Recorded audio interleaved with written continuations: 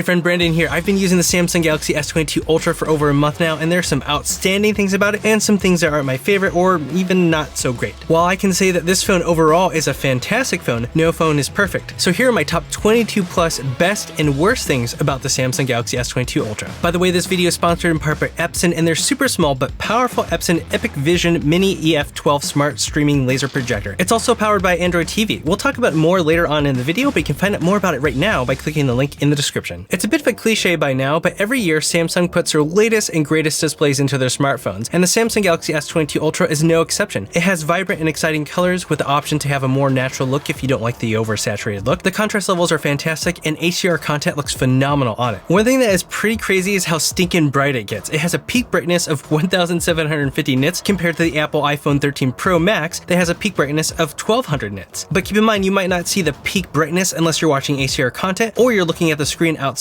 But here's a little tip. If you go into the display settings, there's a setting called extra brightness that will brighten up the screen just a little bit more. I also love having the 120Hz refresh rate screen that makes the usage of the phone feel a lot faster and smoother, but it also drops down to as low as 1 Hz to conserve battery life. While the Samsung Galaxy S22 Ultra has a fantastic display, I'm still not a fan of its curved screen. It makes it incredibly hard to find good screen protectors for it. Every screen protector is underwhelming other than this white dome glass I have installed on my phone. There's a link for this in the description. It also makes it a lot easier to scratch because things rub against and scrape against the edges of your phone the most. And when your screen is the edge, it makes it a lot easier for your phone screen to scratch. Actually, my phone scratched within hours of me owning this phone, and that's before my screen protector came in because, well, it's hard to have those screen protectors ready to go right at launch. But thankfully, the white dome glass one fills in the scratches, so I don't see them anymore. Now, to be fair, I don't see much distortion on the edges like we used to years ago with curved screens, and I haven't had any accidental touches, so that's great. For so many years, Samsung software used TouchWiz, and it's generally been seen as an iPhone ripoff, and overall a pretty awful experience compared to stock Android. Recently, Samsung changed over to One UI, and in its current iteration, I actually think it's quite great. It's a much cleaner design than before, and it's a lot easier to use and navigate than ever before. What's especially crazy is that Samsung has managed to execute on having a more stable operating system than Google has with the Google Pixel 6 and 6 Pro. I know Android 12 has been one of the biggest changes to Android in a long time, so it makes sense that there would be a lot of bugs and issues with the operating system, but it somehow seems like the Google Pixel 6 Pro is the vehicle for finding all of them, while Samsung has managed to execute on rolling out a phone with Android 12 that is pretty dang stable and mostly bug-free. How did Samsung beat Google? That's just crazy. While the Samsung Galaxy S22 Ultra software is overall quite great, one of the things that bothers me about Samsung phones that is not an issue on a Google Pixel or an iPhone is the bloatware. Even if you get the Samsung Galaxy S22 Ultra unlocked so you don't have any carrier bloatware, it has Spotify preloaded on it, it has Netflix preloaded on it, YouTube Music, and Microsoft apps, and then there's the duplicate versions of the apps compared to what Android already provides, like the Photos app, Calendar, Mail, Browser, Bixby, and more. It's just a bit redundant. In fact, there are actually 2 TV apps which are exactly the same thing but with a different name and a splash screen. I'm actually confused why there needs to be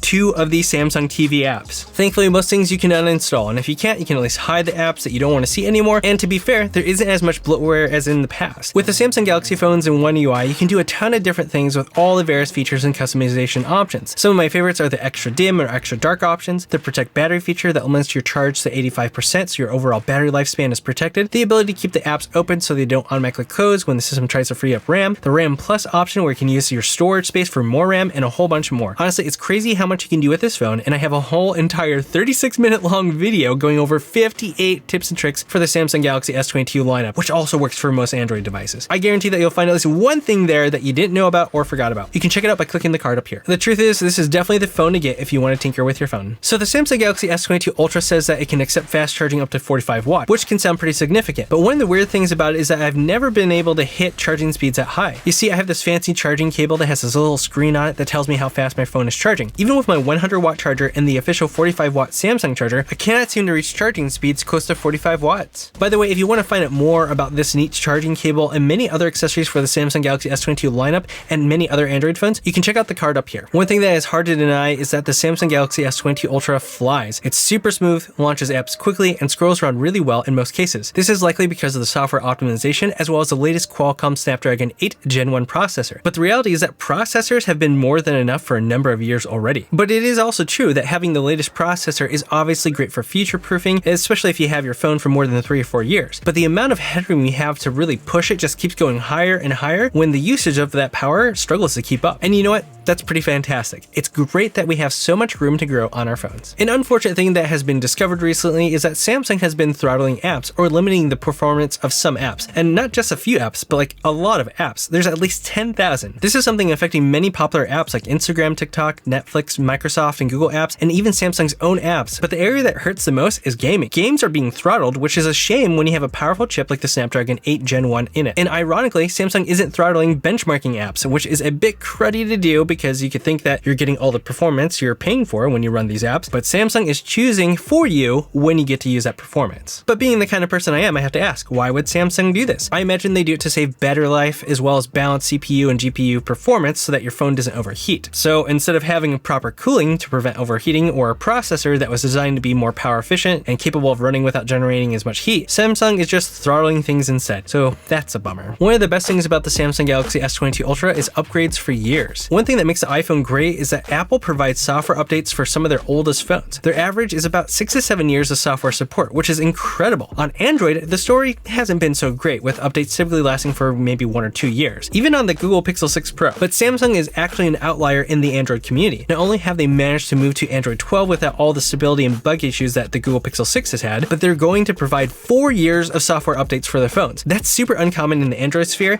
and would cover the majority of people who only upgrade their phones occasionally. So good job, Samsung. One of the most painful things about smartphone experiences lately has been the battery life. While these phones become more and more capable and more powerful, these features and the processors are demanding more and more power than ever before, and efficiencies are not advancing as far as the power draw. Unfortunately, the Samsung Galaxy S22 Ultra is not immune to this despite their efforts to use panels that can go down to 1 Hz or throttling apps to conserve power and reduce heat. For me, I might be able to get like 5 to 6 hours of screen on time, and I do end up having moments where I have charger anxiety where I just have to top up my battery because I'm afraid it's not going to make me through the day. In my experience, the best battery life in a modern, mainstream smartphone is the Apple iPhone 13 Pro Max. I really hope we can get an option as good as that on the Android side of the fence soon. There's no way someone can deny that Samsung is one of the best in terms of hardware build quality for Android phones. With their metal designs, nice finishes, super nice and clicky buttons that aren't loose, and seams that are impeccable, the Samsung Galaxy S22 Ultra really stands out. I love it when phones are matte finish instead of glossy. Even beyond that, the S22 and S22 Plus has a great looking camera bar with chamfered rings around the lenses, and even looking at the sides, instead of being sharp and flat like the iPhone 13 Pro Max, this has a slight curve to it so it feels better in the hand. Samsung really gets build quality down, and in my opinion, they have matured in their craft in great ways in the past 2 generations. There's one quirk that still drives me a bit nuts about the Samsung Galaxy S22 Ultra that has been present on previous Galaxy Note devices, and it's the fact that I cannot lay the phone down flat. That means I cannot leave my phone laying down on the table and write on it without it moving around and rocking on me. I just find that really frustrating. Thankfully, this can often be mitigated by putting a case on it, and most people will probably put a case on their phone. So not the worst thing in the world. One of the most underrated features for the Samsung Galaxy lineup is DeX mode. This is seriously like having a desktop computer-like experience where you can use a keyboard and mouse, drag and drop files, view websites in full screen, and even play games. It's all ready to go just by plugging your phone into a monitor. Now that sounds like a lot, but with the Snapdragon 8 Gen 1, it has plenty of power so you can get a lot done with a really smooth experience. You can even use DeX with a projector with this video sponsor, Epson and the Epic Vision Mini EF12 Smart Streaming Laser Projector. This thing has a really small, compact, and clean design so it doesn't take up a ton of space, but don't let the size fool you. There's a ton of power packed into such a small package. It is capable of outputting a massive 150-inch image, which is 4 times bigger than a 75-inch flat panel, and that makes it really awesome for the basketball season, watching movies, live streams, presentations, work, and more. This also has Epic micro laser array technology built into it so that it gives you a brighter image with enhanced black density. It's also powered by Android TV, which is definitely my preference for an operating system because that means that you have access to a ton of streaming services and apps that you'd expect. You can also control it with your voice because of the Google Assistant, and it was a breeze to set up because I was able to use my smartphone to easily log in. Now, I used to set up concert stages with lights, line arrays, and projectors, and we often had to spend hours with a team of people getting our projectors framed and in focus on the screen just right with grid pattern lines and all this other crazy stuff. The fact that this has auto keystone, autofocus, and auto color correction for a natural image built into it is insane. It automatically kicks in when you change the position of your projector. When you add in the fact that it has some surprising sound out of such a small package with the speakers powered by Yamaha, this thing is really convenient for getting something set up really fast and easy so you're spending less time setting everything up and more time enjoying. If you'd like to check out the Epic Vision Mini EF12, check out the link in the description, and thanks to Epson for sponsoring this portion of the video. So there's been this really weird thing about the haptics on the Samsung Galaxy S22 Ultra and S22 lineup. The haptics are both a lot better and a lot worse. You see, the Apple iPhone has the best haptics in any smartphone out there. There's no contesting that. And the Google Pixel 4 XL had what I think is the best haptics out there on an Android phone. Samsung has has often been decent, but not as far as the Google Pixel 4 XL in my opinion. But this new version is a bit more like an iPhone than ever before on a Samsung device, and that's because the vibrations feel more precise and controlled than the typical spinning piece of metal spiraling like crazy, which is honestly more common in cheaper Android phones. And because of this, that means you can have more precise and unique vibration patterns. So while that all sounds good, why does it suck? Samsung changed the vibration direction from screen to back into frame to frame, and that means the vibration is shockingly weak feeling both in the pocket and when you interact with it. It also means it makes less noise when it's set on a surface and you get something like a phone call. It's so bad that Samsung had to add a feature into the vibration settings to make an artificial vibration noise through the speaker when you get a phone call so you don't miss it. One of the best things about the Samsung Galaxy S22 Ultra is the ecosystem. When looking at Apple, it can be really hard to deny how robust and nice looking the ecosystem is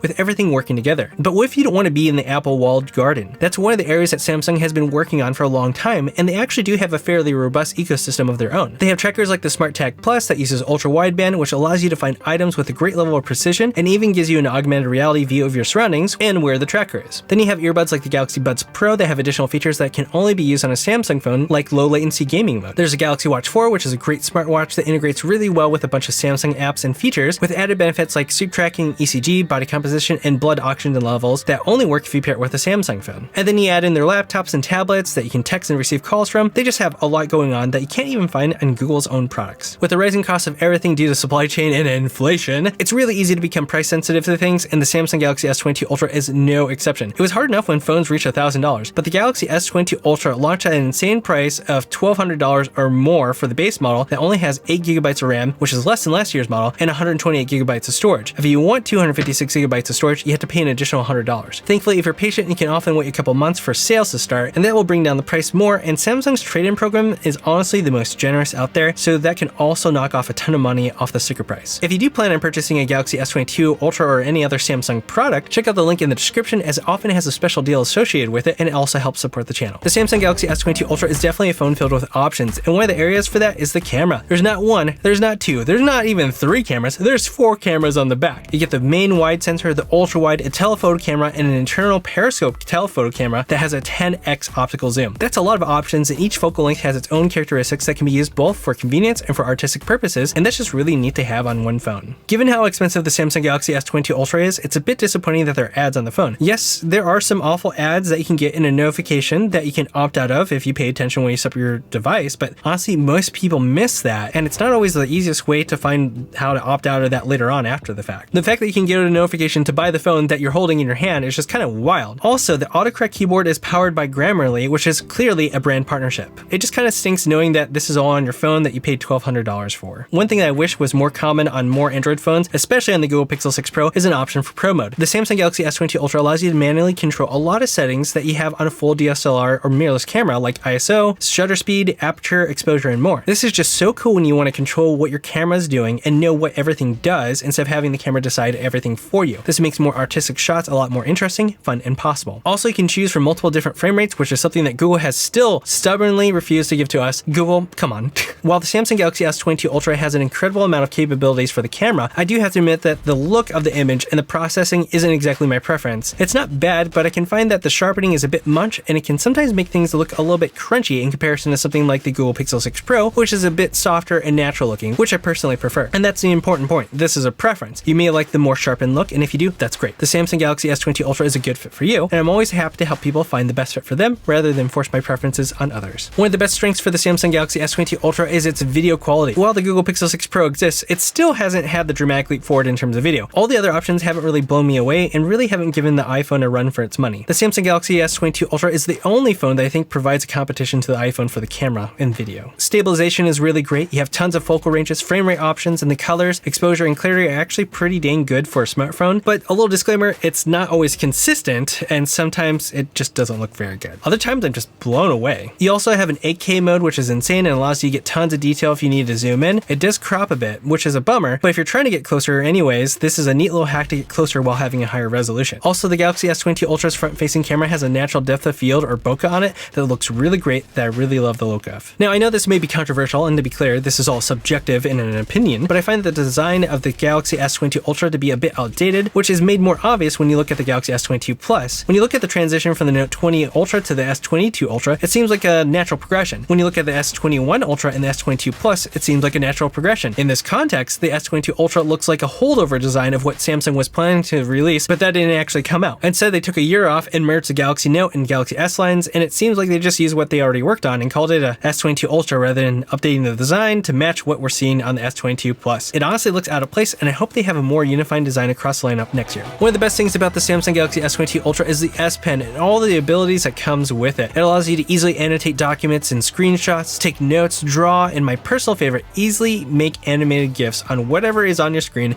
that you can post on social media or anywhere else. You can also use it to interact with the camera in really cool ways like changing what settings you're on, and even use it as a way to take a picture of you or a group of friends without having to hold the phone yourself. All you have to do is click the button on the S Pen and it either takes a picture or starts recording a video. Here's something I'm really bummed out about the S22 Ultra. This is a more nuanced opinion on the Samsung Galaxy S22 Ultra, which is still a great phone, but is a bit of a bummer for those who want a flagship phone. You see, the S22 Ultra is essentially a Galaxy Note device, but with a different name and a different launch time than in the past. With that comes a boxy design, the curved screens, and the S Pen, and believe it or not, there are some people that do not prefer the boxy design and the curved screen or the S Pen, but they still want a flagship device. The issue is that the only option given to people for a current generation Samsung phone that doesn't have a Note design is the S22 and S22 Plus, and those do not have a QHD Plus display, but an FHD Plus display. Also, the resolution is lower, it can't go down to 1 Hz to save battery life, and it doesn't have the many cameras of the S22 Ultra. Oh, and you also don't have the option for a larger battery, which is usually associated with an Ultra device. People who don't prefer the Note design are stuck with a lower tier device if they want a different design, and it stinks to have less of a choice. I actually made a whole video about this issue and possible solutions you can check out in the card up here. So what are your best and worst things about the Samsung Galaxy S22 Ultra? What do you hope Samsung adds to the S23 lineup? Let me know in the comments and in the This Is Tech Today community Discord chat server. We'd love to have you. Thanks for watching This Is Tech Today. Until next time.